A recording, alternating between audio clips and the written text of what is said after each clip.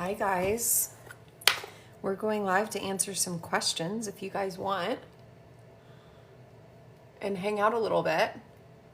I'm live on TikTok and Instagram. So if you guys want to hang out and ask me thyroid, hormones, metabolic, weight loss, all those kinds of questions, I am totally here. Shoot. Oh, thanks for the hearts, TikTok. I love you guys. I hope y'all's week is going well. Good morning.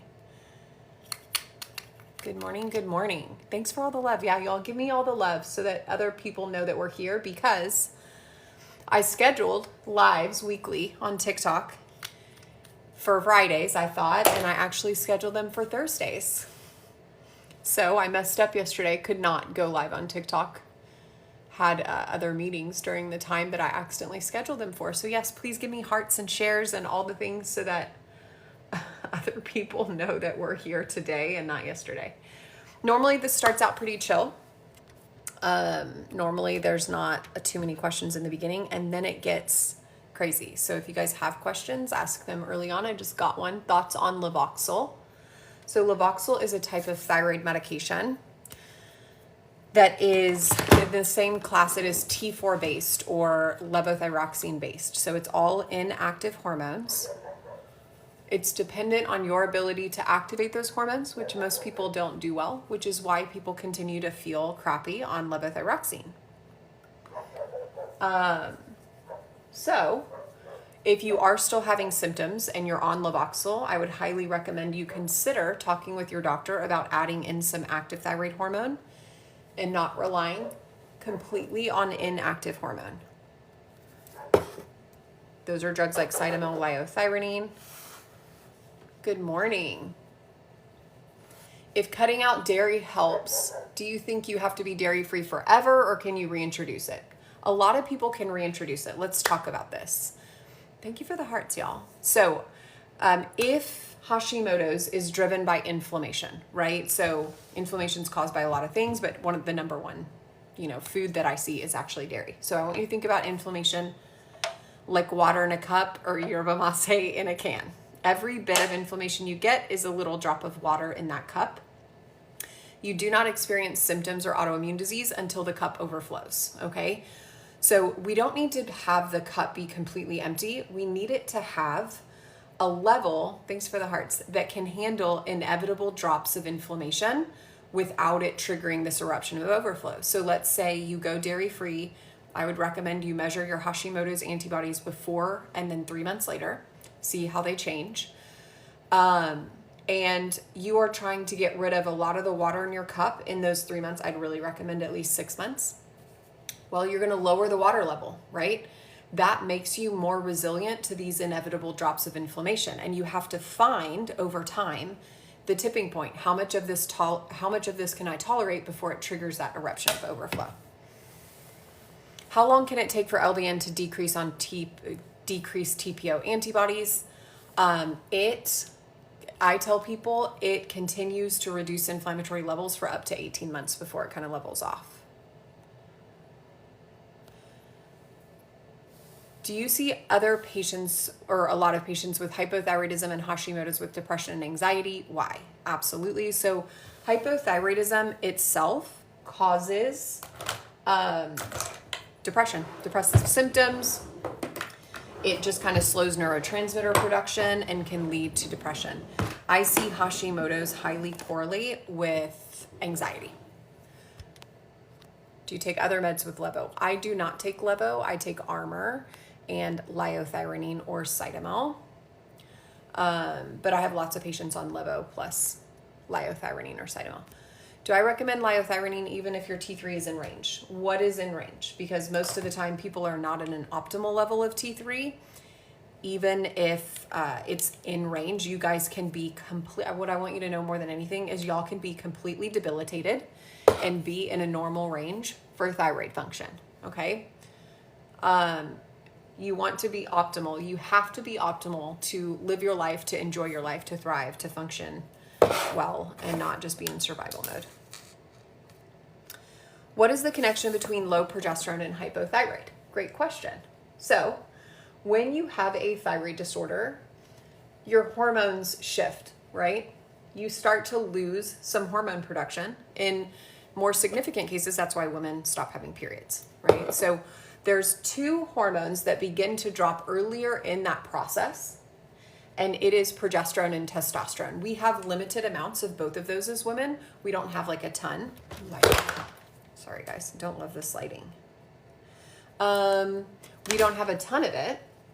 And so globally hormones start to drop, but the first things that drop are the hormones we have the least amount of: progesterone, testosterone. Estrogen we have a lot of. So that usually ends up dropping last, and it leaves us in this estrogen dominant state, which is why so many women with thyroid issues have estrogen dominance. They end up getting low progesterone, low testosterone, and then they have a lot of estrogen by comparison. Hi, Charmaine. Good morning, Sarah. How can I go gluten and dairy free when that's all I crave and I'm a picky eater? You want to hear something interesting, guys, about craving gluten and dairy? So when you go to the hospital and you get IV morphine, it's called dextromorphone. That is what IV morphine is. Do you know what dairy breaks down to in your brain? Casomorphone. Gluten breaks down into gliomorphone. And I'm sure I'm mispronouncing that, but that is a morphine derivative. It is as addictive as a pain medication. So your body craves gluten and dairy. Guess what happens when you stop eating it? You don't really care about it anymore, unless it's the cream in your coffee and then you're sad every morning. But otherwise, you're physiologically addicted to gluten and dairy. And you don't want to be. Like, you just need to break that cycle and you'll not crave it nearly as much. Okay. When might you reduce TSH if T3 medication is improving? I don't think I quite understand that question. Can you ask it in a different way?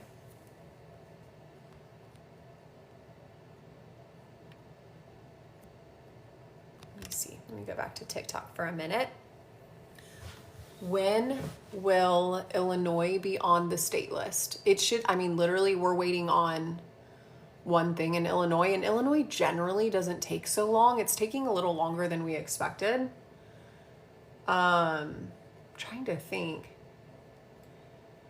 I do feel like one of our nurse practitioners, Hillary, is licensed in Illinois, but she went on maternity leave, which is why I think we had to pull it. She comes back in October, so I think the latest, don't quote me, but the latest it would be is October, but we have other clinicians getting licensed there as well, literally for that reason, so that like if someone goes on maternity or their schedule's booked, we have backup plans. So it shouldn't be long.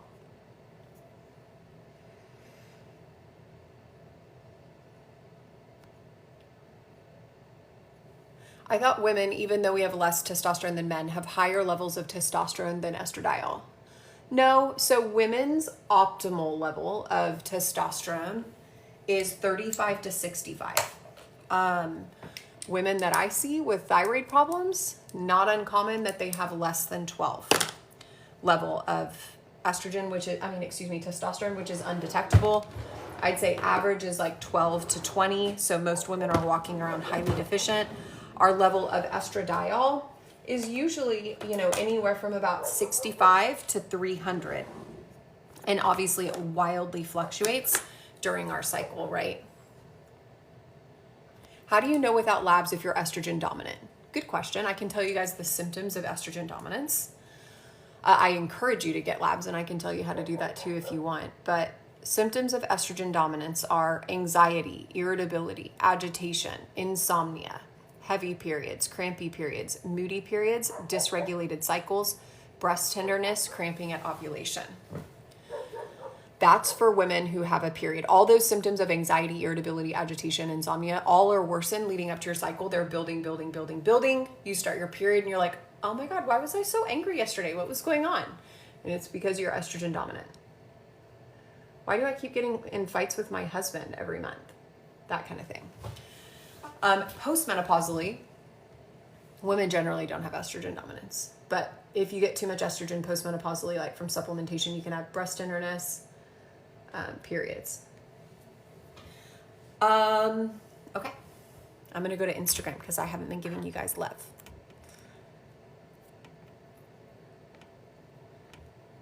What do I think about colostrum in a Hashi patient? You know, so here's the thing. I'm out. I'm still, the jury's still out. So I used to recommend colostrum with my patients like back in 2011, 2012.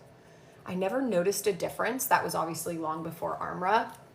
Never noticed a difference with them. Never noticed a difference with it myself. So I quit for obviously like a decade. And now I was trying to experiment with it myself. I usually try things myself before I recommend it to patients, and haven't noticed any shifts, but I haven't been really diligent with it. So I can't really make too much of an opinion on it. Is it bad that I take 75 micrograms of Levo at age 24? No. Just because you're young doesn't mean you don't need it, for sure. Taking LDN for about 10 weeks, still super inflamed. Other suggestions? Yes, you could do glutathione. You could do S-acetylglutathione. You could do liposomal glutathione.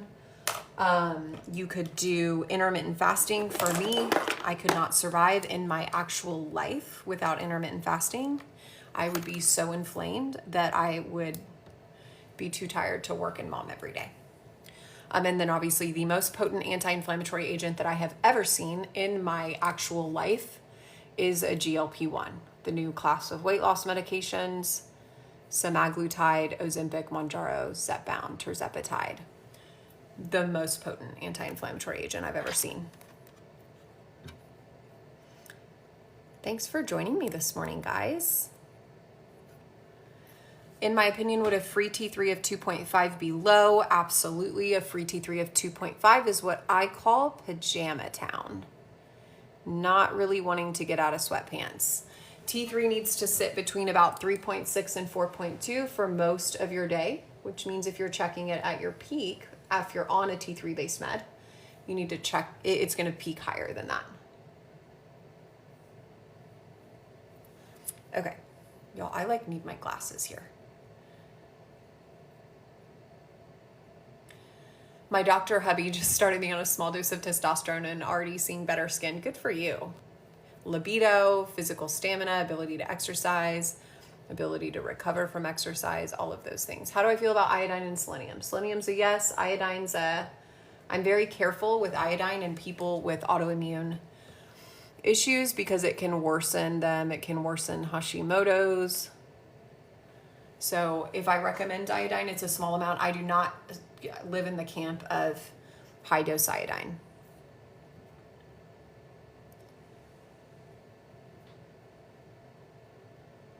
How is estrogen dominance corrected? I'm so irritable and awful to my husband sometimes. So honestly, write this down, guys. So there's something you can do over the counter. It's a little tricky. I want you to think about estrogen dominance as we need, thank you for the hearts, guys. We need to fix the root cause of it, right? And estrogen dominance can come from I want you to think about it as an imbalance of estrogen and progesterone. Think about it like a scale, right? You can get it from too heavy estrogen compared to progesterone. You can get it from too light progesterone compared to estrogen, like progesterone deficiency. Thank you for the hearts, TikTok. Or you can get it from both. You have to fix the cause. So if the cause is low progesterone, you have to add progesterone. I usually honestly recommend doing that by an oral compounded form of progesterone. This is very different than birth control. Excuse my very messy vibrating plate in the back. There's like my bra back there. I should probably go move that, right? I'll just scoot over. There we go. So you can add compounded progesterone. This is natural supplementation. This is not overriding your period. You can also reduce estrogen. If you have too much estrogen, usually that is specifically like the breast tenderness piece, cramping at ovulation, spotting at ovulation. For that, you can take over-the-counter DIM. DIM is an enzyme that helps to break down and metabolize out estrogen. My very, very, very favorite one in the world that I think works the best is called Dimensions 3. It's by a brand called Zymogen with an X. But you can also get DIM elsewhere too, and that will help you just metabolize out estrogen more efficiently, which is life-changing. Like, it's freaking life-changing, guys.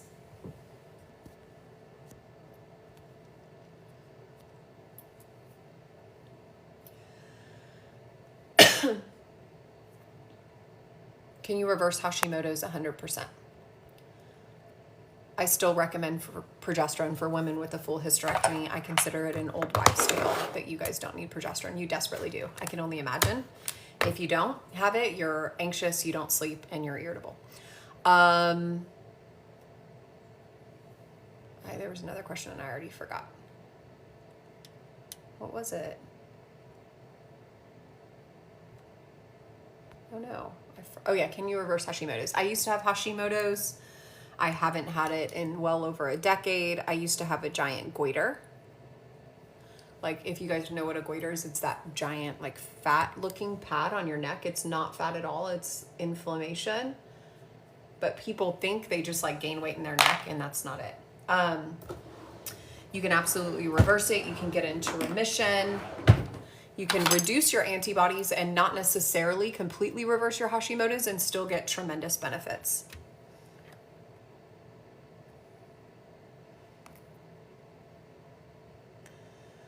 What lab numbers, criteria do I use when I'm dosing afternoon thyroid meds? So most people need almost or as much afternoon thyroid medication as they take in the morning. So I usually test off morning because your natural T3 peaks highest in the morning. And then so underneath your medication, and then it kind of lowers as the day goes on. So I always want to know, like, hey, what is people's highest actual threshold of T3 they're getting at throughout the day? And so I test in the morning and I put them on afternoon dosing to match their morning peak. Age 60, postmenopausal, hypo, on Armour, on GLP-1, what to do for hair shedding.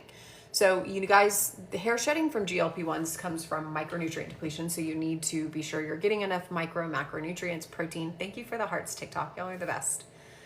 Y'all are sweet to me. And macronutrients, I would take Nutrafol if you're shedding. I would consider doing a microdose of minoxidil, like 2.5 milligrams.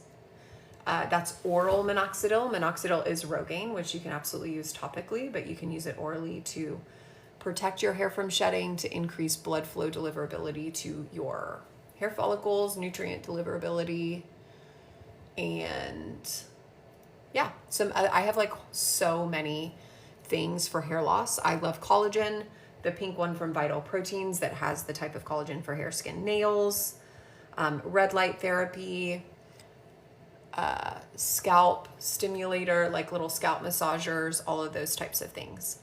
And I would totally consider doing topical minoxidil and oral as well. Thoughts on breast implants already having Hashimoto's. So I was actually talking with one of my patients about this yesterday. It's hard, guys. It's tricky. So do I think breast implant illness is real? Oh my gosh, of course I do. Do I think that a lot of people can get breast implants and be resilient to them? I kind of do too. And if you know that you struggle with autoimmune diseases, multiple autoimmune diseases especially, you know, it's something to consider when making that decision, but it's such a personal decision. It's like, how uncomfortable are you in your skin? How does that weigh against the risk for potentially worsening autoimmune disease? Can you check your antibodies if you decide to get them, and then check them frequently during, so you can see how your body's responding? But just because your antibodies don't increase doesn't mean they're not making you inflamed. I would certainly, do your research into types of breast implants, because some are more heavily reactive than others. Silicone, tends to be more reactive than saline. But even saline covers often have silicone in them. Low-dose naltrexone can act as an anti-inflammatory for autoimmune conditions. Yes, I didn't know if that was a question, but absolutely they can directly reduce antibodies. I can't really talk about shin splints and ankle pain related to hypothyroid. I mean, it could be, but it's definitely not a common symptom. Could be associated with Hashimoto's. All right, let me look at Insta. Insta makes this so hard because they don't screen out comments. Let me see if I can swipe over or something. Nope. So they just show me everyone that's joining, and it's like 1 million people joining and then a comment, and then 1 million people joining and then a comment. Paused due to connection. It's not fun, Instagram. Okay. T3 is 3.0. Everything else is in range. People generally are symptomatic if their T3 is 3.0. T3 is y'all's most important hormone, guys. So if it's low, if it's subpar, you're going to feel that. I've been seeing more about sea moss gummies. Is it good for thyroid health? I think the jury's still out on that. In fact, I did see an article, not like a scientific article, but like a general article about sea moss being bad for thyroid. I don't know though. Yeah, I can't really speak to it with any certainty, so I don't want to lie to you guys. Are there any side effects to DIM? If you take too much DIM for too long, you can lower your estrogen too much. Thoughts on Cytomel? Love Cytomel. On Cytomel, use it with patients every day. Love it. I think it's a great addition to levothyroxine. Testosterone supplementation with hypothyroidism, is it okay? Absolutely. A lot of women with thyroid conditions need to supplement testosterone. What are the progesterone and estrogen ranges? So our hormones throughout our cycle are like this, right? They're crazy. Thank you for the hearts, you guys. Give me all the hearts. They're up and down. So we have to check hormones at a specific time of your cycle. Otherwise, we do not know how to say what range they should be in, because we don't know where they should be, because it's not a specific time in your cycle where we can understand how to interpret your hormones. So if you have a period, the best time to check your hormones is the midway point between ovulation, thank you for the hearts, and your next period. Oh, thanks for the fires. So to give you a little understanding of what that means, if your period is 28 days, if your cycle, is 28 days, and you ovulate on day 14, and you start your next period on day 28, you'd want to get your hormone labs checked on day 21. If you ovulate at the right time, you start your next period on time, your progesterone is at its peak and your estrogen is at its midway peak. So during those times, what's going on with my eyelashes? Your progesterone should be between at least 16, really honestly closer to 20, up to about 23, 24. Your estrogen should be 80 to 120. If your estrogen is above that, you're estrogen dominant from having too much estrogen. If your progesterone is below 16, you're estrogen dominant from thanks for the hearts, guys. You're estrogen dominant from too little progesterone. Does that make sense? Do I take insurance? We do not take insurance, actually. We spend way too much time with our patients to take insurance. If we did, for example, we spend an hour with our patients on our first appointment. If we took insurance, we would get paid between $34 and $65 for that hour. And we would close our doors in 1 month, because that is not realistic or sustainable. And that is why you guys are really unhappy with your care, because your doctor is taught to see you in 8 minutes. And you know what you can't solve in 8? To see you in 8. Empower your patients and educate them and teach them about their condition and give them the ability to make empower your patients and educate them and teach them about their condition and give them the ability to make decisions about their care. None of those things can happen in 8 minutes. NP causing increased heart rate and hair loss. So usually that's because the person that's giving you NP does not know what they're doing. I'm sorry, but that's kind of the deal. Most people get NP once a day or prescribe NP once a day, which is wrong. In order to get enough T4 to balance your thyroid on NP, you need twice a day dosing. If you do it once a day, most people don't have enough T4 and they have too much T3, causing increased heart rate. And then they crash and burn in the afternoon, and they don't have thyroid function for 2/3 to 3/4 of their day, because NP is short acting. So now you have no T4, no T3, no active hormone in the afternoon, evening, overnight. Your T4 is too low, which is the thing that you need all day, every day to protect you from hair. And so now you're in this double deficit. So most people feel terrible at 4 p.m., but they also need way more long-term stable hormones to protect their hair, their hormones, their metabolism, all the things. So you just, desiccated thyroid can be great, guys. Like, it can be life-changing. It gave me back my life. Desiccated thyroid is NP and Armor, Adthyza. But 99.9% of clinicians do not know how to use it. They're afraid to use it appropriately. They underdose people. They don't appropriately dose people, and people get worse and they don't get better. And so it is so important that if you are having issues on a desiccated thyroid, that you find someone that with nuance knows what they're doing. Armor has helped me, so I don't understand this. That's fantastic. Like, Armor's amazing. And some people, they get freaking lucky and they can end up with a clinician that can kind of just try to do the right thing, and they can feel good. And those people, God bless them, go buy a lottery ticket. It's kind of like the people who feel good on levothyroxine. It's like, go to Vegas, like go hedge some bets somewhere, because you are so darn lucky. I'm from the Philippines. Is dry skin normal for hypothyroidism? Hi, in the Philippines, yes. Dry skin, dry hair, hair shedding, nails breaking, all of those things.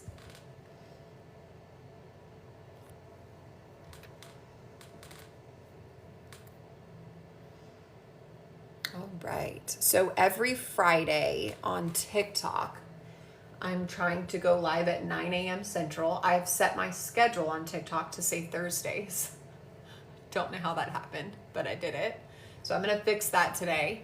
But TikTok, if y'all want to join me on Fridays for lives, we can hang out and ask questions. Instagram, I'm going to try to do it when I have 2 phones that I can use, which is generally about every other week. I have my daughter's phone here that I can steal and borrow to do it.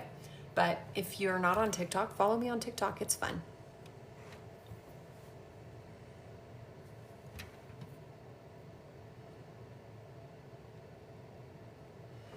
Any recommendations for fighting fatigue while I'm on semaglutide? It's all I want to do is sleep.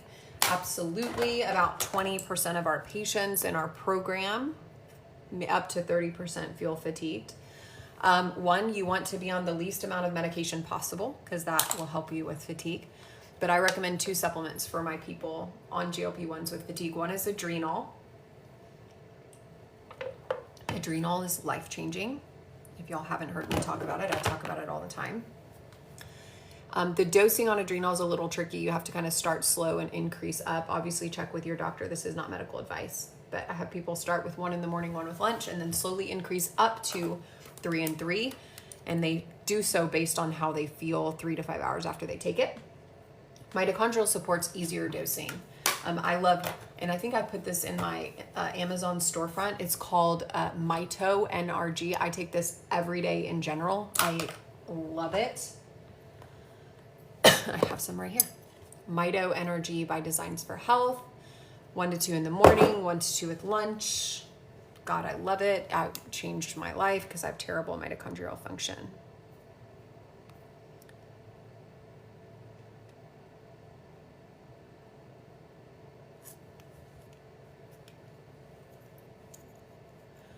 Okay, let me go back to TikTok for a second.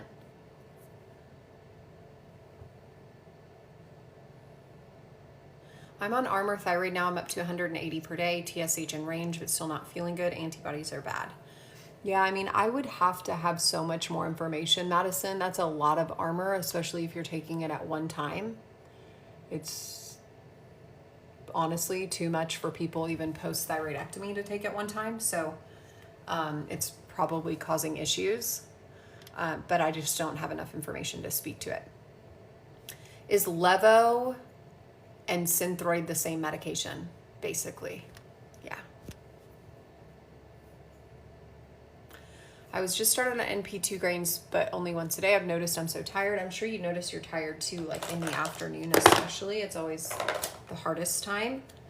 And And honestly, y'all, I kind of prefer Armor to NP in general. I find 100% of my patients just feel better on it. It's more expensive, yeah, but every patient that's come off of Armor and gone on NP because of the money situation, they've 100% of them have come back and been like, you know what, I think I'm just gonna pay extra for Armor because I felt so much better on it. So might be worth trying to switch. And always, if you're on Desiccated Thyroid, Armor, or NP, most people feel bad at 4 p.m. if they're on once a day dosing. So just an FYI.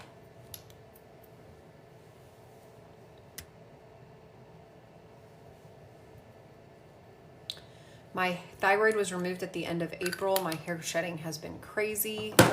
Someone just said, I'm a patient of modern thyroid and I switched from NP to Armor and feel so much better. Thanks for that. Yeah, I you know, it's hard. I have to broach that topic delicately, but I also kind of feel like you guys deserve to know that it's worth trying. Okay. Let's see. Okay, so to the person who had their thyroid removed at the end of April, time. Time is a very important thing for you right now. So most people with a thyroid problem who have not had a thyroidectomy can get their thyroid fixed now or in 30 years. And you know what? The outcome's kind of the same. They can get their life back. They can feel good. Everything's fine. People post-thyroidectomy, that is not the case. The longer it takes for you to get your thyroid sorted out perfectly, the harder it is for you to get your life back. And I don't know why. I ran across a study at one point about this, but I cannot account for it in people's labs. Whereas normally, if your labs are good, you get your life back. I mean, obviously, most people have a couple other things to address in addition to their thyroid that we have to fix too, but I can give people their lives back. That is not the case post-thyroidectomy. So you have to, as quickly as humanly possible, find someone that knows how to help you. Thoughts on Botox and filler with thyroid problems. I think I'm going to do a post about this today, or at least a story on my Instagram, because I went and had Botox yesterday and asked for questions on Instagram. For those of you on Instagram, you should join me on TikTok to do lives. But for those of you on TikTok, I do Ask Me Anythings once or twice a week, every week, and answer people's questions all the time. And then I cultivate information based on what Instagram asks me for. So you should probably follow me on Instagram. It's linked in my TikTok profile, but my username is McCall McPherson, PA. Have you ever heard peanut butter is bad for your thyroid? Peanut butter is really not good for anyone. It's kind of very pro-inflammatory. So same goes with your thyroid. What supplement should all Hashimoto's patients be on? If I had to pick one, I would say glutathione. Glutathione is our body's most potent antioxidant, anti-inflammatory agent. It correlates, it's usually low when people have active autoimmune diseases. And it creates a buffer for inflammation and autoimmunity. So, thank you for sharing my live, Ricky. You're welcome. So I think that would be my number one recommendation if I had to pick one. Good question.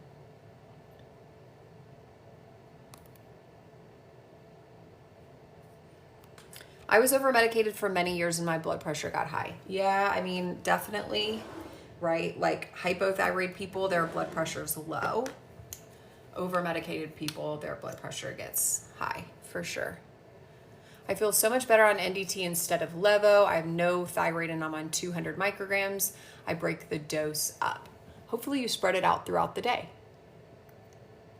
So that you have access to it, not just in the morning.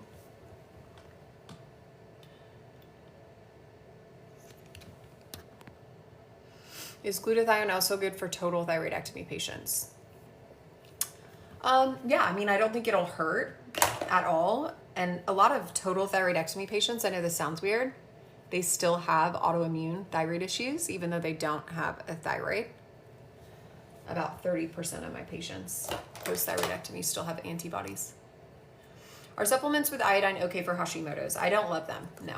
I try not to use them. The one time I do use them, is Nutrafol has some iodine in it. I keep hoping Nutrafol will make an iodine-free version, but they haven't yet. But no, I do not supplement with iodine in my patients with Hashimoto's. Thanks for the hearts, guys. How many hours between doses? I usually have my patients take their morning dose and then their afternoon dose around 2 to 3 p.m. It kind of depends which medication you're on. For Armour, I would say, 6 to 8 hours. For Cytomel or liothyronine, it can be shorter because that one tends to peak and trough more quickly.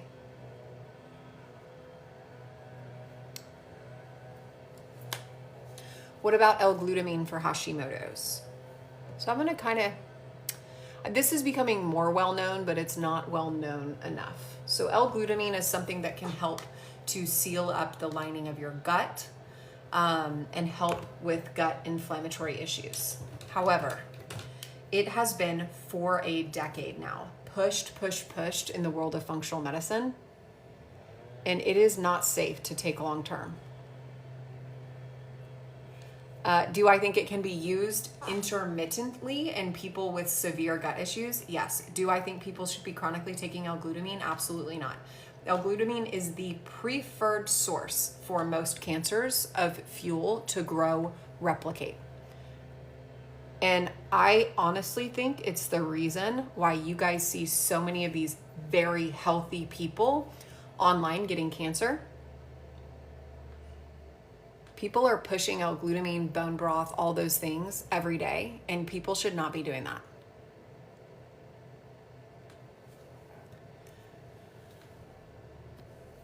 I'm on T3 and T4 supplements. Should I take T4 in the morning and in the afternoon? T4 is long acting. I don't love active thyroid supplements, but for whatever that's worth.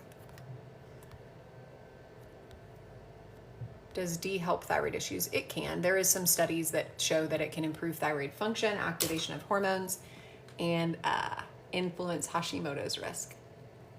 I don't find it clinically make a huge difference, but I do think we all need to be on D. Very important, and we're all deficient.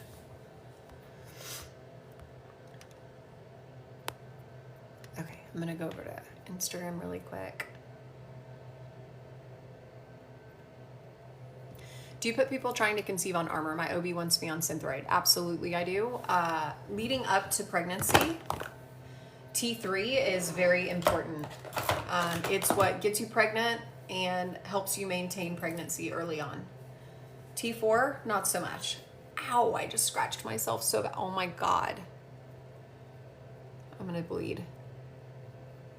Ow. That's what that bad side of long nails. So getting pregnant, maintaining pregnancy early on, T3, huge role. T4 is what the baby needs when you are pregnant, which is why your OB wants you on Synthroid. So if I have someone on Armour, I always optimize T3 when people are trying to get pregnant, always. But when they get pregnant, I'm a crazy person with my pregnant ladies. And almost always I add people who are pregnant on some form of T4 early on, because it is such a long-acting way to create stability for access to thyroid hormones for the baby, because the placenta, T4 does not cross the placental barrier. I mean T3, excuse me. I need more caffeine. So you need that T4. So, but also mom needs T3 to get pregnant, maintain pregnancy, but you won't probably convince your OBGYN of that. Medicine is taught that if women have access to T3, then that must mean their T4 is suppressed, because they're basing all of that guessing on someone's TSH instead of just checking their T3 and T4. And no, women's T4 is not suppressed. The baby has access to plenty of thyroid hormone. How do I know? Because I check their T4 and their T3. So that's the difference. When you're only checking TSH, you don't know anything. Like, it's like throwing darts at a dartboard blindfolded, trying to hit a bullseye.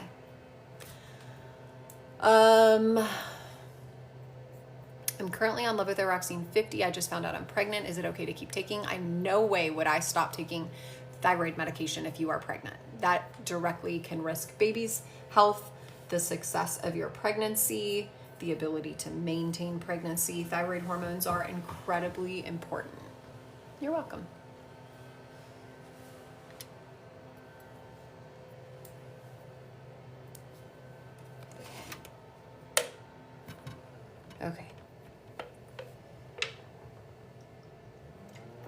GLP-1 to lose 15 pounds. I have Hashimoto's and perimenopause, can't lose weight even in a deficit.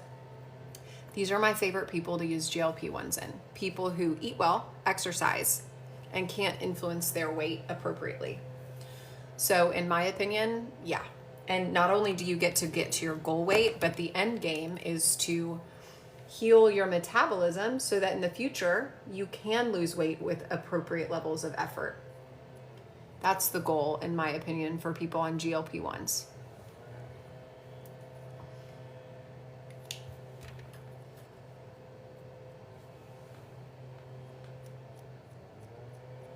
Is it true that most Hashimoto's people in menopause have progesterone intolerance and have to deal with this? Would love more info on dealing with Hashi during menopause. Absolutely not.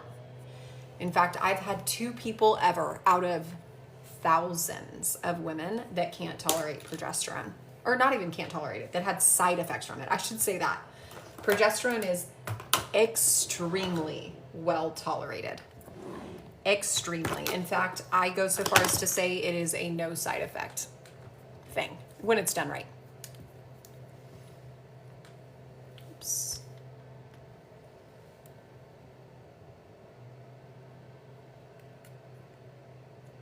GLP-1 and levothyroxine. Anything I should know? I had a total thyroidectomy. Not really. I mean, you can have thyroid changes when you go on a GLP-1 and when you come off because of shifts in the metabolism of your thyroid hormones. But I would also work on your thyroid function from a T3 perspective because most people don't have enough active hormone when they're on levothyroxine, and that's going to influence your success with the GLP-1.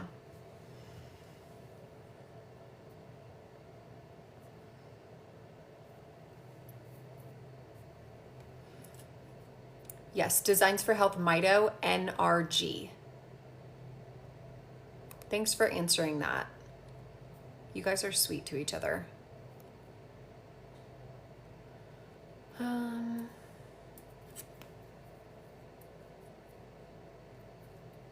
Yeah. So someone's asking about taking meds before labs versus not when their doctor tells them not to. So every doctor, I mean, not every, but most every doctor will tell people not to take thyroid meds before their labs. And that's fine. Like if you're on levothyroxine, it doesn't matter. My nose itches so bad right now. Sorry, y'all. It doesn't matter when you take your meds. But if you're on an active hormone, you know, it's a deal, y'all. It's a big deal. I did a 2-part series on that earlier this week. Y'all should tune into because it's a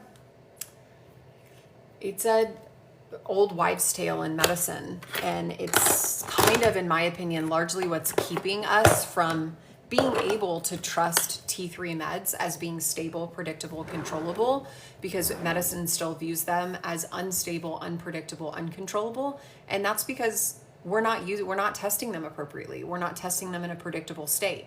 They say sometimes they're really high and sometimes they're really low. Well, guess what? They sure are if you're not controlling when you're testing people on their medication. Again, it's kind of like your hormones.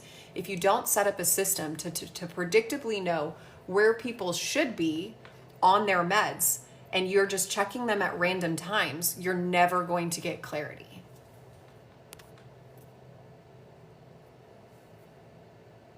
By the way, I've taken your class and it was fabulous. Thank you. I need to open that back up to y'all. My Thyroid Empowered class. Thank you for bumping me on that. It really, like, my feedback on that was so freaking incredible. It really, truly was. And I'm trying to transition and have clinicians at MTC take over the lab interpretation part because it's just too much for me right now and I just haven't yet, but I need to. So thank you for that reminder.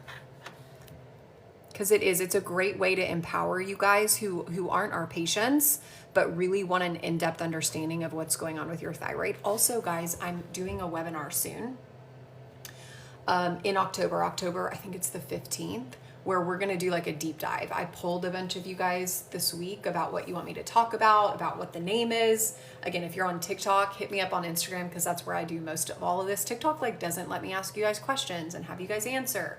So I have to stick with Instagram for that. But so join me there. And I'll keep you guys posted soon. Go down here. Glutathione is not absorbed. Take the precursor. I completely disagree. So I I think, so I'll tell you my thoughts on NAC or N-acetylcysteine versus glutathione. So in functional medicine, again, this is what happens, y'all. We hear something, we start regurgitating it, okay? And so the thing is, don't take glutathione, take NAC. That's a huge problem. Like, most people that need glutathione cannot convert NAC to glutathione. There's like 16 genetic biological steps between these two things. And most people that need glutathione have issues in these steps, okay? So now what we're doing is, oh, we're giving you the precursor so you can make glutathione from it naturally. No, because these people that need glutathione cannot make glutathione from NAC. That's the whole reason they need it. They need real glutathione. And again, this is where I really get frustrated with functional medicine, because we just regurgitate, whatever Will Cole told us online. We just on like wildfire and accept it as truth. And that is why people are testing off thyroid meds. And it is wrong. And I see it's why people are taking so much and it's causing cancer. Wrong. We have to really be sure of things before we spread them on the internet. New here, taking levothyroxine currently. What can I do to be more naturally? Oh, thanks.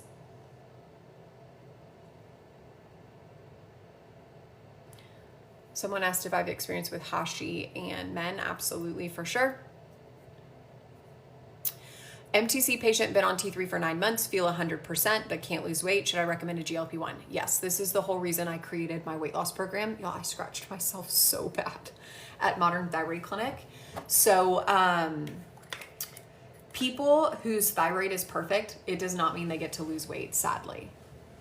And basically, when you have hypothyroidism, your metabolism gets so damaged that it doesn't matter if I wave a magic wand right now and fix everyone's thyroid, the potency of their metabolism is so poor that doesn't mean they get to start losing weight with effort even.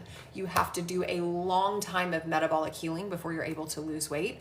And that is a painfully slow process if it ever even happens, which is why GLP-1s are so powerful in the thyroid community.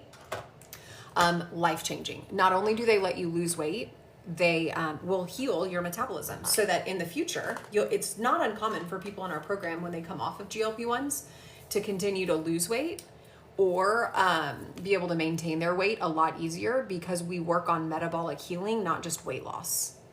So we want to actually fix metabolic function, not just get people to their goal weight. So I would seriously consider it, Kathleen. You would not regret it. Like, it's so life-changing in so many ways.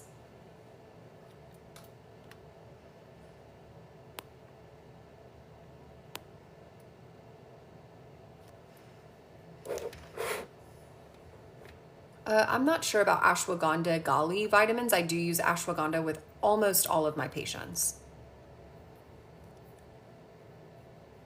If I have conversion issues of T4 to T3, should I take progesterone to get pregnant?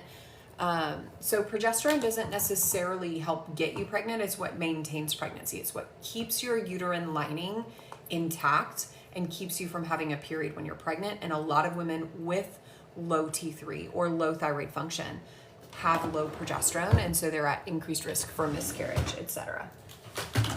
So I definitely do not think it would hurt if you need progesterone. If someone's prescribed it to you, I always encourage people to take it, but also work on your T3. So T3 is what's going to help you get pregnant, maintain pregnancy as well. How about testosterone replacement? I love testosterone replacement. I'm on testosterone replacement myself. I don't love that women are often over medicated on testosterone, which has become the standard of care with pellet therapy. That's where kind of bad things happen. But with conservative, normal, like appropriate levels of testosterone, I love it, and I view it as a no risk scenario.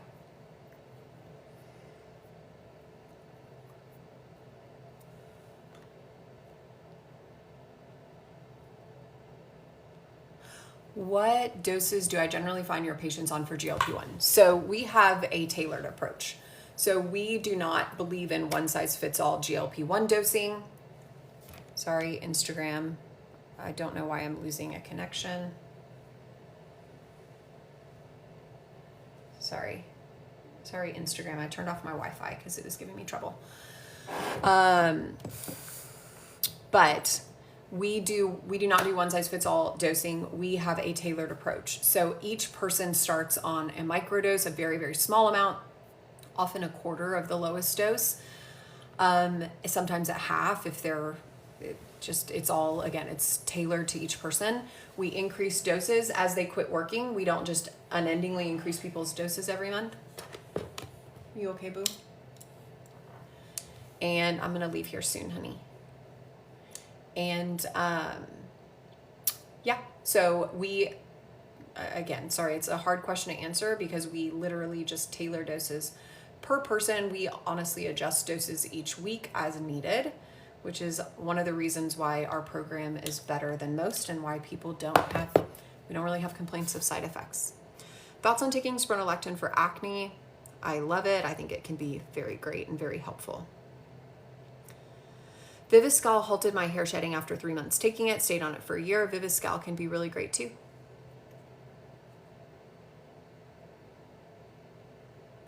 If high blood pressure is due to over-medication, will it resolve after medication is corrected? How long will it take for blood pressure to go back to normal? Usually it does, yes. And that depends on which medication you're on. If it's T4, it can take several weeks. If it's T3, it usually happens quicker.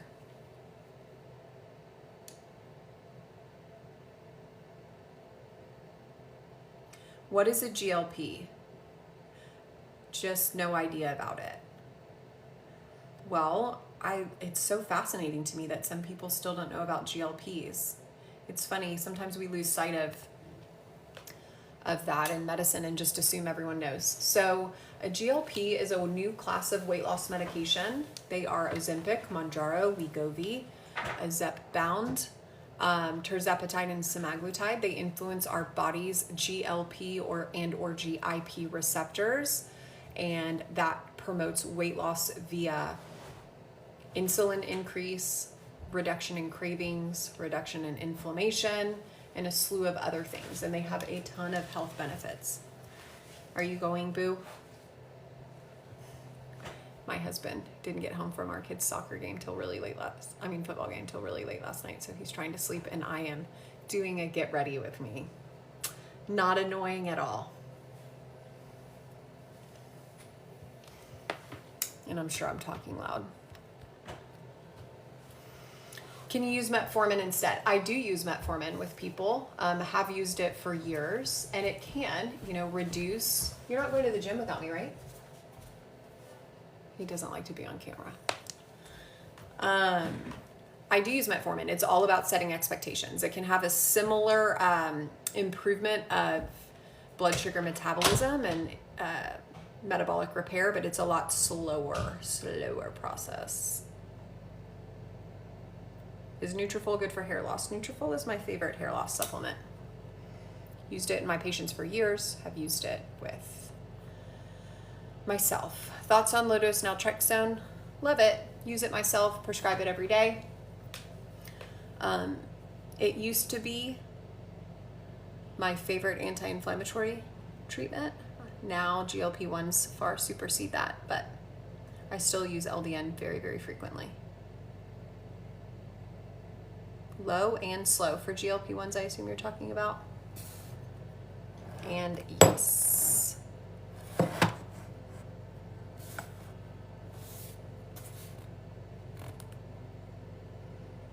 Doing a cellular detox program with Hashimoto's, am I hurting anything? Well, I don't know, because I don't know what it is, right? You have to be careful with detox, guys. You want to make sure your pathways are open before you start pulling a bunch of toxins from stored places and circulating them. What I worry about with you guys getting sold a, quote, cellular detox for your Hashimoto's is you are being sold a solution that's not a solution by someone that can't prescribe medication, that says you don't need medication to fix your problem because they can't prescribe medication, and you're being grossly manipulated. Aw, you're so welcome, Danny. Thanks for being so kind. McCall, I just want to thank you for educating us so much about Hashimoto's. You have changed my life. Oh my God, Melissa, you're going to make me cry. Thank you so much for that. Sometimes I get people on here that are like, why are you even teaching us about it? You can't do anything if you're not treating us. And then I get those messages and it like makes me so thankful.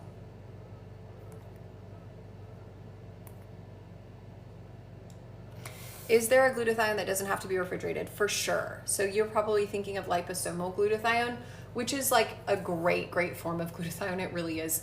But it is so disgusting that like, I won't take it.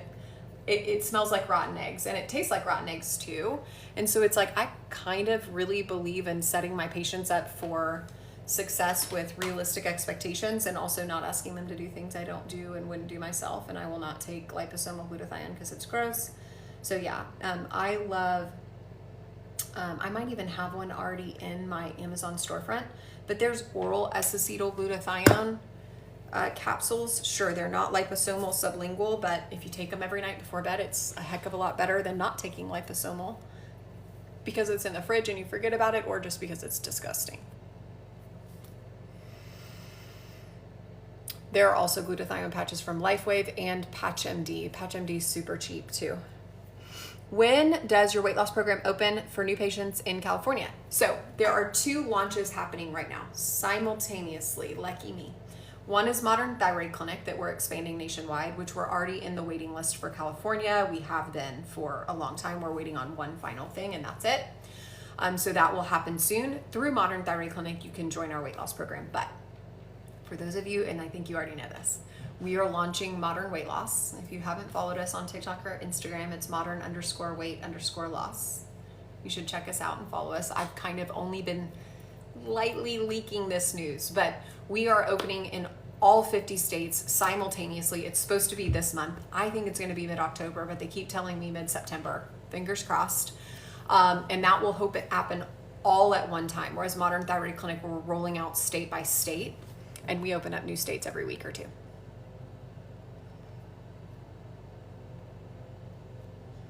Just started True Niagen. Good for you. You'll have to let me know how it goes. I take True Niagen every day.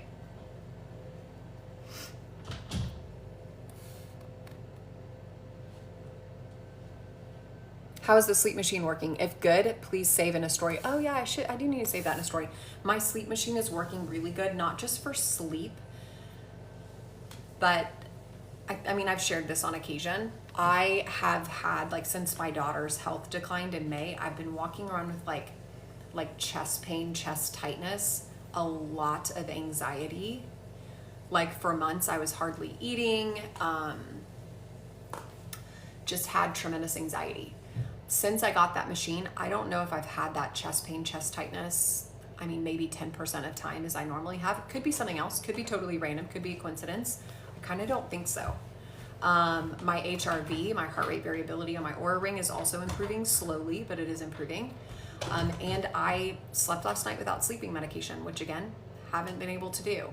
Is any of that ideal? No, but that's my reality right now. I'm like monitoring my daughter's seizure monitor overnight. And so I'm like constantly waking up with anxiety and, you know, all that. And I consistently feel better since and TikTok has no idea what I'm talking about because I haven't shared it with TikTok. Yeah, sorry guys. Again, like y'all need to follow me on Instagram because I share like more personal stuff over there, but a company called Metabolic sent me this machine and I can show it to you. It is so random. It is so weird. But it neutralizes EMFs. It's supposed to improve heart rate variability, your ability to go into deep sleep. You can even structure water. Again, all of this on the continuum of how I practice medicine is a little woo-woo for me, but you know what? I'm freaking desperate. Like this mom is desperate to not have massive anxiety and to be able to sleep more than 3 hours a night. So anyway, they sent it to me, and the first night that I plugged it in, I have an Oura ring, so I track my sleep, my heart rate variability, all of that. The first night, my sleep doubled the amount of deep sleep that I've had in a month. And still, it is continuously, it's not double every night, but it's about 1.5 times what it was. And I just feel more calm. It's called Metabolic. I know that I gave Instagram, I got y'all a discount code because so many of y'all went out and like bought it immediately. I think the discount code is McCall. I can track it down and find me on Instagram. I will save it on a story for you guys because so many people were interested. But yeah, it's really fascinating, to be honest, and very random. Again, it's called Somavedic, Somavedic.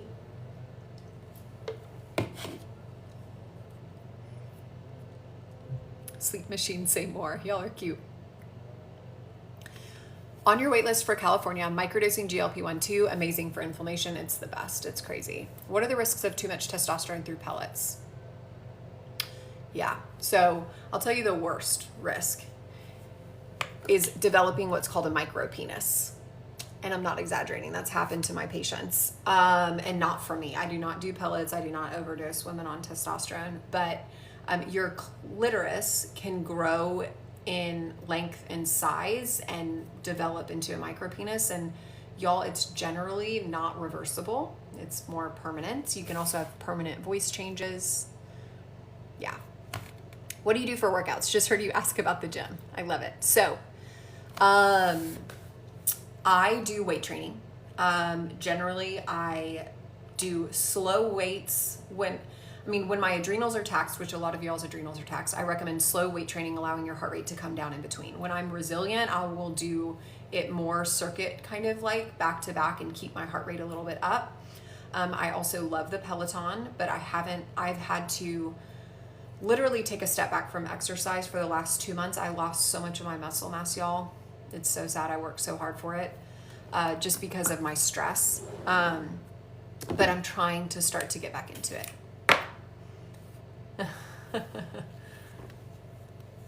Sorry, I'm putting on deodorant together. But yeah, I'm gonna go to the gym with my husband. I also love yoga, though I haven't done it as much, but I have been doing it lately, just again because of my stress. I saw another question too. Yeah, I can talk about over medication with armor. Oh yeah, someone asked the youngest indication for GLP-1s. As of right now, it's 12. It's approved for ages 12.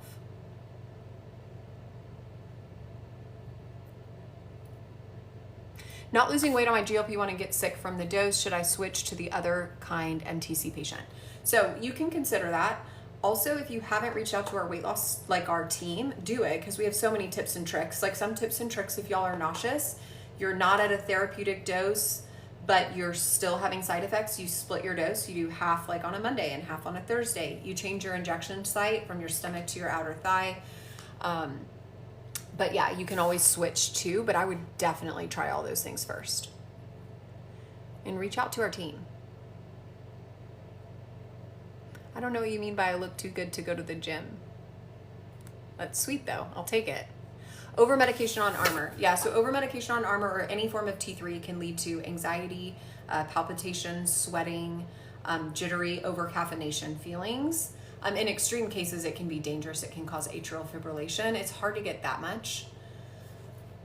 But I am seeing people transfer to us on that much Cytomel or T3 that they're getting from other practices that believe in overdosing people on T3 to dangerous levels. So I think it's a little easier to get that on Cytomel than it is armor. You just have to take so much armor to get that T3.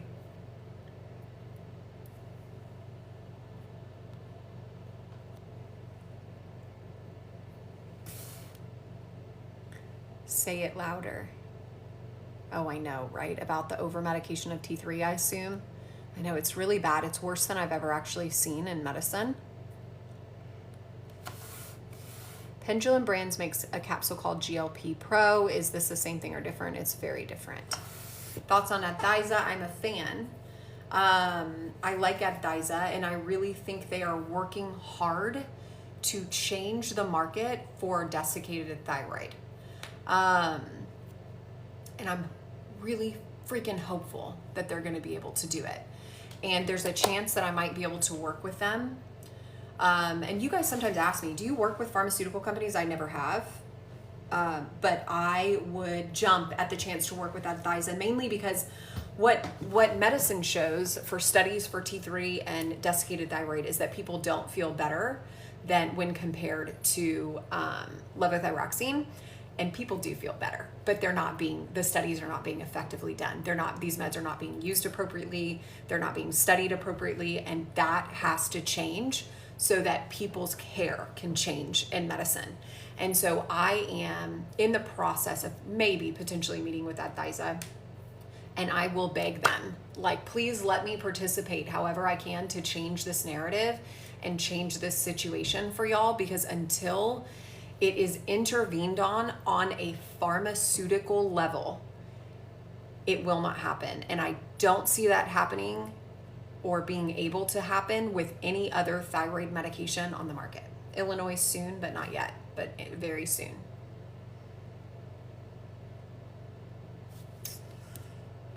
Trying so many meds, types of doses, I'm jumping from hypo to hyper, frustrating, I want to give up. So you're probably not actually jumping from hypo to hyper. You're probably just checking TSH and not everything else. Again, appropriately the same way every time. You guys have to get good information when you're on active thyroid hormone, because otherwise it's the blind leading the blind and your doctor doesn't know either.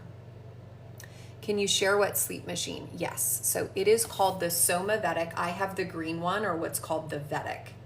And it's supposed to calm your nervous system, improve heart rate variability, reduce inflammation. How do you get the body composition on virtual clients through your practice? We don't do body comp. We do have them weigh. We do have them work on building muscle. Like, we encourage weight training and walking, but we leave it up to them if they go get like an in-body scan. If they do, we ask them to share that information. Thanks for the follow. My new doctor is switching me from T3 and T4 to just T3 because I wasn't seeing results. Any thoughts? We have patients on T3 only because they're very poor converters, but we do not suppress people's T4 in our practice. Again, seeing more of that than ever before, and it's not a good thing. You guys need T4. You don't need a lot of it, you don't need excess, but you do.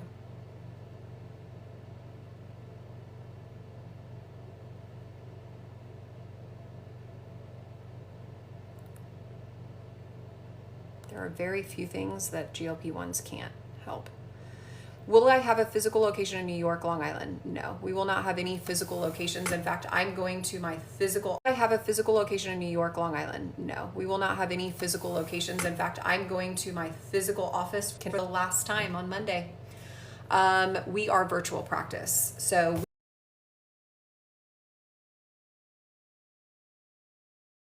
we are already open in New York, but virtually. My thoughts on spermidine. Boop. The one thing that you have to be careful of with spermidine, sorry, I didn't show you TikTok, is gluten. So some of it comes from gluten. And if you're really gluten intolerant, you have to be careful.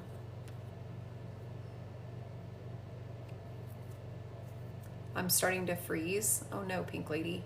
I switched to Google Fiber, and I think it was the biggest mistake. I feel like I need more T3 when I'm training harder than normal. I would try to rely on adrenal support instead of that. Orthomolecular's Adrenal to get specific.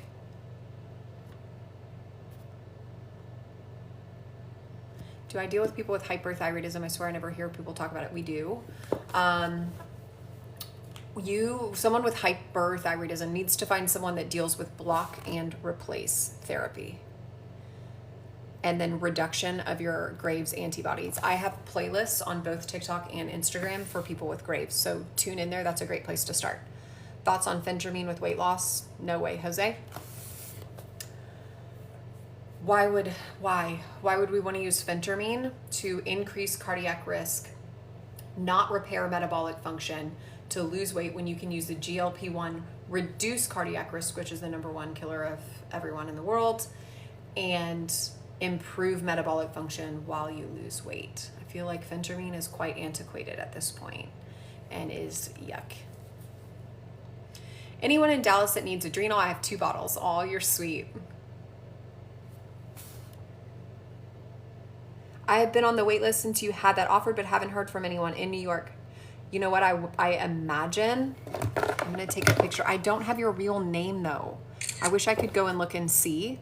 I bet that it went to spam and you didn't know it. So we need to, I'll send out another email to all states, but we are in New York, sister. I'm so sorry that you didn't get the email, but sometimes it does go to spam and it sucks. Any updates on California? Not yet. We are so anxiously awaiting. We're supposed to guarantee that it's less than 3 months, and that 3-month timeline was started a month ago. So it should be less than 2 months, but I'm hoping it's not going to be that long.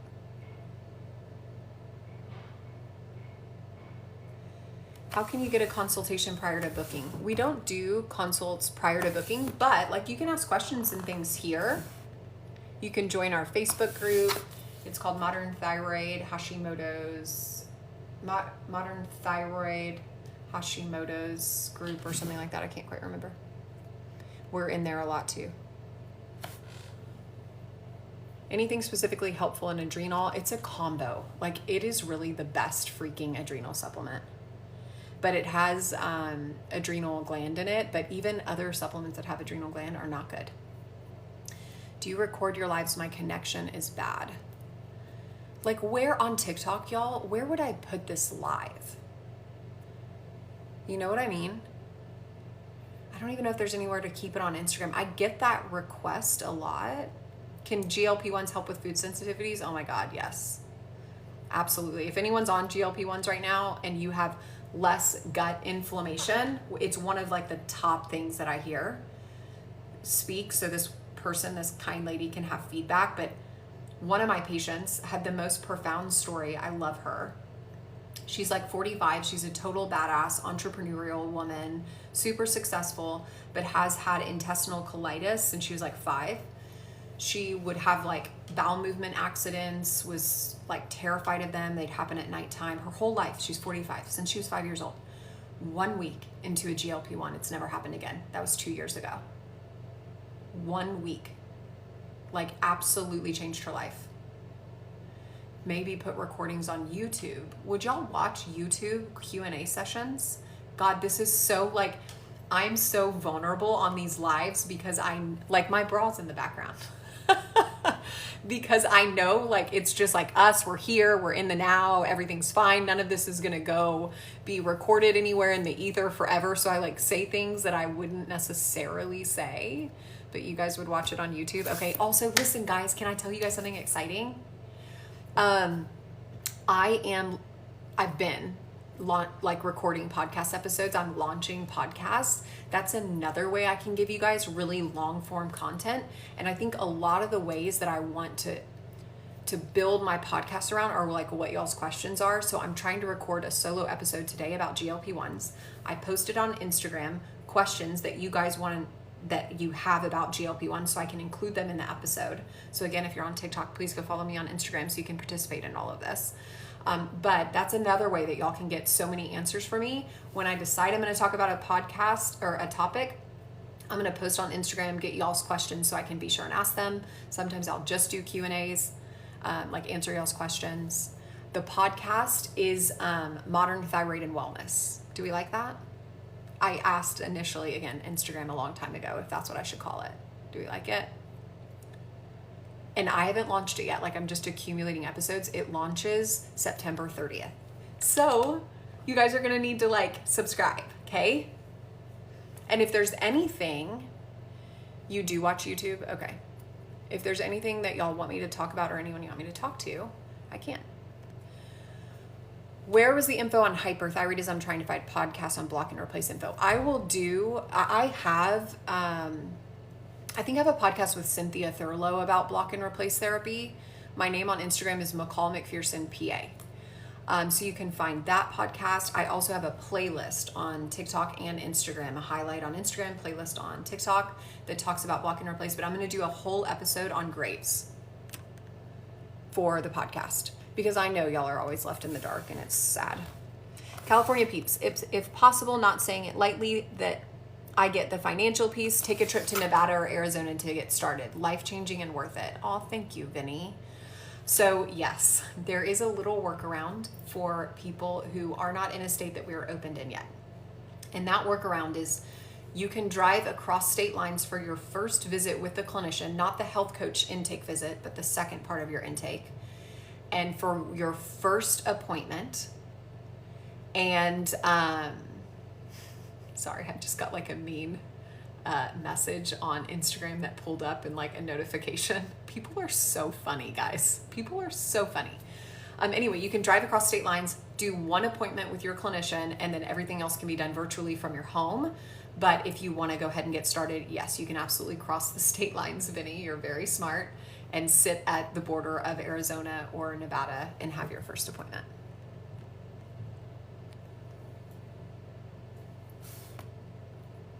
Do I use compounded GLP-1s for microdosing? We do. Yeah. Yes to YouTube. Okay, you would watch YouTube? All right, guys. I am going to also put my podcast on YouTube as well, but that's good to know. I don't pour a lot of time into YouTube, but maybe I need to. So I will work on finding a way to share this to YouTube.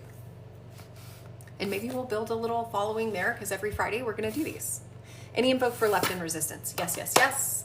Leptin resistance contributes to poor metabolic function, metabolic breakdown. Okay, same thing as insulin resistance, they go hand in hand. Our goal also in our weight loss program is to reverse leptin resistance. It's part of what we measure to show that your metabolism is healed and you're going to be able to successfully come off of the GLP-1. Leptin resistance can be reversed with intermittent fasting, ordering your food, like putting protein first throughout the day, trying to keep carbs and sugar till the evening. So you're keeping your blood sugar as low as possible, even if you're not intermittent fasting throughout the day. Raise it at night before bed so that it can reset overnight. You want to reverse leptin resistance to heal your metabolism as well. You can also supplement with some like leptin, like homeopathic leptin, to try to complement yours to produce less and make it more sensitive over time. No thyroid in pregnancy. Please share how you guys manage. So we're crazy with our pregnant ladies. I don't really even publicly say this, but we treat our pregnant ladies for free because we make them get labs so often that the financial cost can be a barrier, and we do not want them to not have perfect thyroid function. So we check our pregnant ladies' labs after they've shown us that, you know, their progesterone's good, because sometimes we check progesterone every week. We check it every 6 weeks and we adjust it because pregnant women have fluctuations in thyroid hormone demand greatly. So yeah. We focus on T4 during pregnancy. We focus on T3 before pregnancy and in early pregnancy. I would choose YouTube over a podcast any day. Really, guys? Y'all, I had no idea.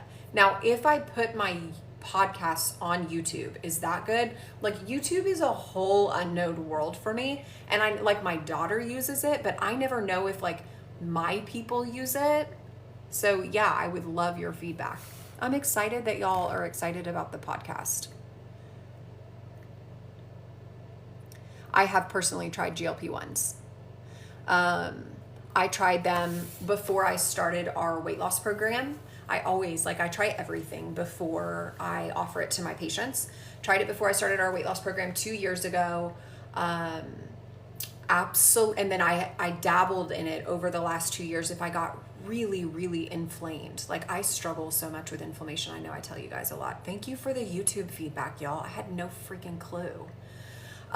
So yeah, I would dabble in it to try to hard reset my inflammatory level. And there's nothing more powerful to reduce inflammation than a GLP-1.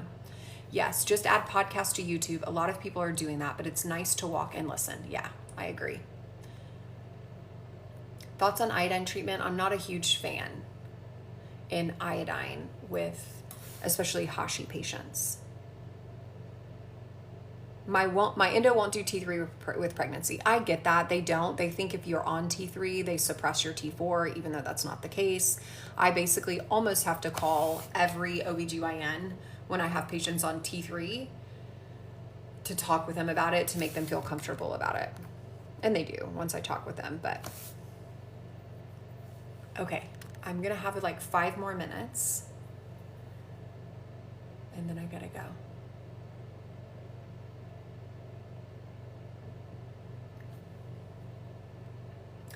Do I take insurance? We do not. We spend way too much time with our patients to be able to take insurance.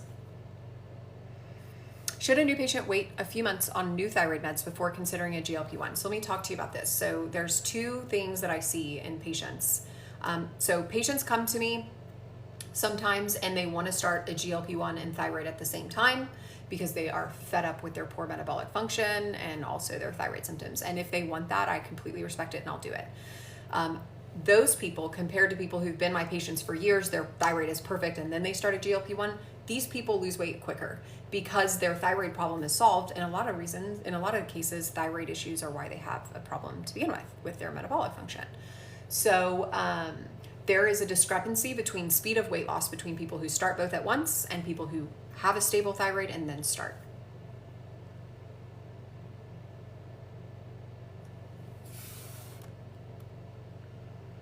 I am not a fan of iodine because iodine can worsen Hashimoto's. Modern Thyroid Clinic changed my life. Love you all so much. Oh my God. When our patients come on here, it literally, like, I'm like tearing up right now.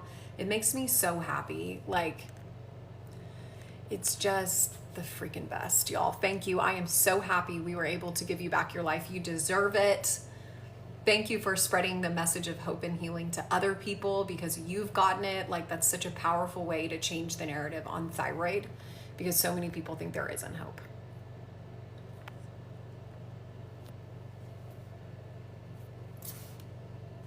We do not do provider training. I had to choose whenever I had a wait list of 6,000 people, right, from all of you guys begging me to come to your state, I had to choose between training other people or expanding our clinic, and I chose to expand our clinic, at least for now.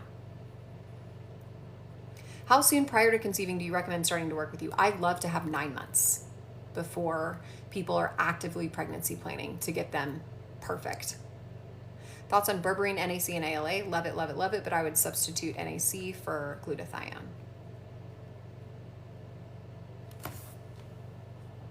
I officially become a patient next week and I'm so excited. I can't even put it into words. Y'all, I am so lucky that like my career gets to literally change lives. And then that's also so rewarding for the clinicians that get to change people's lives. Like, it's just this sacred, like, win, win, win, win, win. Because medicine is not, like, it's not rewarding in so many cases. It's miserable for doctors. They're frustrated. They're unhappy. Their patients are unhappy with them. It's a lose-lose situation, right? But we've cultivated this, like, such special thing at Modern Thyroid Clinic that we get to change people's lives. We get to do it really quickly. We also get to be encouraged to continue our work because we are pouring into people and we're seeing our work come to fruition. It really is special. We don't have I don't know if you mean LA, Louisiana or LA. We're going to be in the whole state of California soon. And I think we're already working on Louisiana as well. I don't think we're there yet.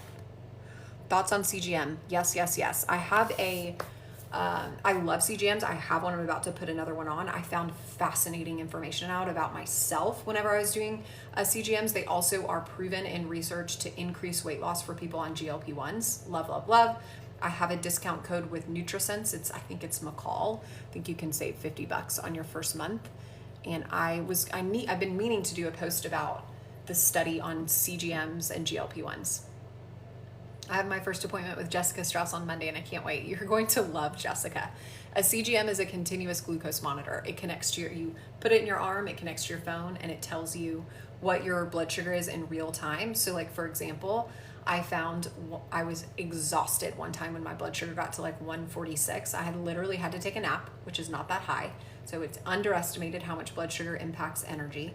Also, I found that my blood sugar after I ate would be literally 50% as high if I went for a 10-minute walk after I ate.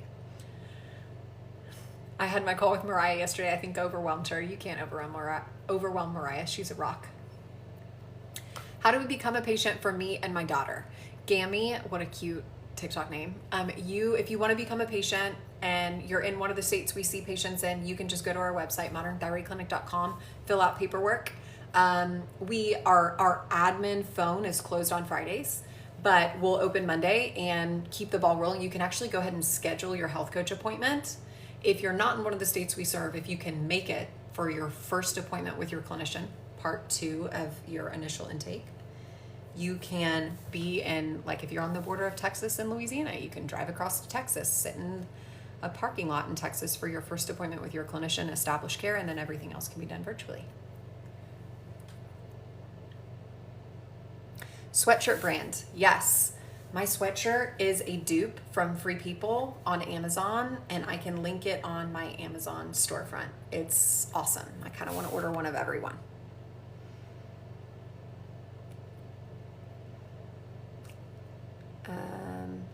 I had my first appointment with your clinic 2 weeks ago, and I'm already feeling so much better and finally stopped gaining weight. Best decision ever. Thank you so much. Lauren, you are so freaking welcome, sister. Thank you for sharing that with like everyone on here. It just is everything. You drove, Mary? Yeah. People do that a lot. Like, they do it a lot. I'm hoping people won't have to do that. What part in Texas? We're virtual. So we see people all over the entire state. We don't serve Arkansas yet, but soon. We use both semaglutide and tirzepatide.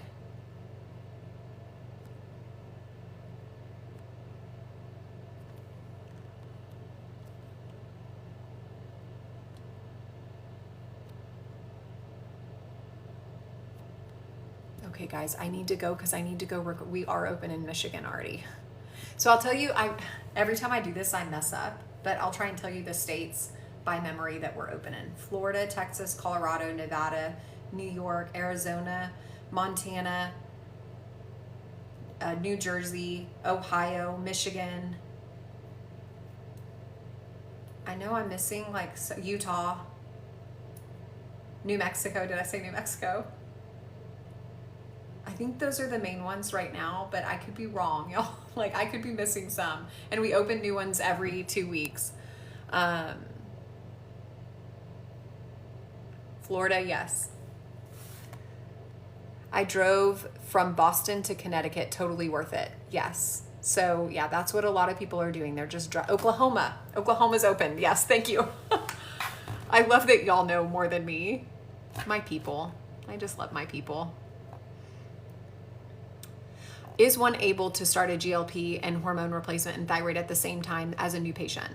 Yeah. I mean, what we would do is on your new patient number 1, what I would recommend you do, so you see our health coach, they basically order your labs. You see your clinician, they start treatment. I usually recommend you start thyroid treatment alone so you know what that feels like. A month later, we get labs for hormones, metabolic panel, all of that. Then we start that in between you changing your thyroid. So we can tease out what symptoms are doing what. We don't start everything all at once. Also, we educate you guys so. Aw, Jenny, hi, one of our other patients. Yay, one of my favorite people in the universe. I love you. So we educate you guys so much during that first appointment. It is like drinking from a fire hose. So if we start thyroid, hormones, GLP-1s all at once, you guys are gonna leave overwhelmed, and that's not what we want. We want you to leave empowered. Now, can you do it? Yeah, you can. But I would recommend doing it like starting thyroid, a month later we start the other things. Jenny says, follow my advice. She knows her stuff. We heart you, Jenny. Wisconsin soon. Okay, y'all, so what would make you choose one GLP over another? This is a good question, and I think you guys, in all honesty, what I would tell you is get the one that you have access to. Like, I have so many people that prefer semaglutide to tirzepatide. I have other people that prefer tirzepatide to semaglutide. I have other people who don't notice a difference at all. So pick the one that you have access to. If it were up to me blindly, right? I would say everyone should start on semaglutide, especially if they have a lot of weight to lose. Build up, build up, build up, use that until if the potency runs out, like it loses its effectiveness, then switch to tirzepatide so that you have a longer access to the active phases of weight loss in these meds without taking a break and resensitizing to them. Someone said, I love Mounjaro, hate Ozempic. So yeah, I mean, it really does vary. You are so welcome, Gammy. We're happy to help you. Type Wonderful and Mama had the same question. Hi, Type Wonderful. But I don't see your question. Darn it. Oh wait, caught you at the end again. Thoughts on TikTok on MTHFR drops. So y'all, the MTHFR thing. So, can it help some people? Yes.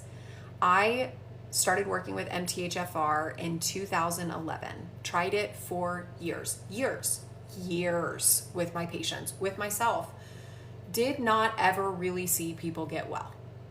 And when I don't see people get well, I don't continue to do things. Like, I'm like, listen, I don't want to ask a lot of people to do something, and if it's not yielding results, I'm not going to continue to have it in my toolbox, and it doesn't. So, or in my experience, in a lot of people, it makes them agitated, and so it's just not a win for me, so I don't do it. I have no insurance. Do you know how I can expect in terms of financial aspect for labs and for pregnancy? Like, if you were our patient, we would connect you to like the cheapest cash pay lab. Like, we have a connection to a cash pay lab where a thyroid panel, including antibodies, is like $89. I think a thyroid hormone panel is like $130. So, yeah. Yeah, Jenny, I think you were involved with the big like methylation kind of group. And yeah, I just don't see a lot of help. Any Midwest states, Michigan. No, you can switch straight from one GLP to another, obviously with guidance. My OneSkin eye cream just got delivered and I can't wait to try it on my sensitive eyes. Yes, Mary Jane, you'll have to let me know how it goes. I should also tell you too, if you have sensitive eyes, I'll see if I have it up here. These are like the best eye patches for sensitive eyes. It's the COSRX like snail hydrogel patches. If you can see that, I'll show you to TikTok. I have such sensitive eyes, y'all. I really do. And that's why I love OneSkin's eye cream, because it doesn't hurt my eyes.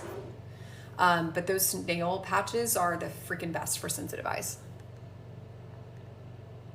OneSkin's awesome. It is. It is awesome, guys. I think they're coming out with a new product next month, and I'm so excited. I cannot freaking wait.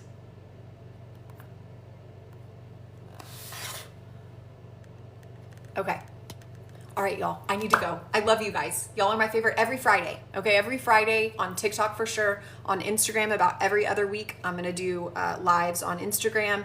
I'm going to fix my calendar so it doesn't show that we're doing this on Thursdays, that we're actually doing it on Fridays, because that's not right. I use an Orion red light. I literally have it right over here. I use the Orion 2.0 300, I think, and it just sits next to my bed. You can use McCall for, I think, 15% off, and I love it. I've used that one for almost 2 years now. And I have 2 regular red lights, 1 mask, 1 neck mask, and Orion is my favorite. Thank you. Got my whole walk in on the treadmill. Way to go, Susan. I love it. Bye, guys. Okay.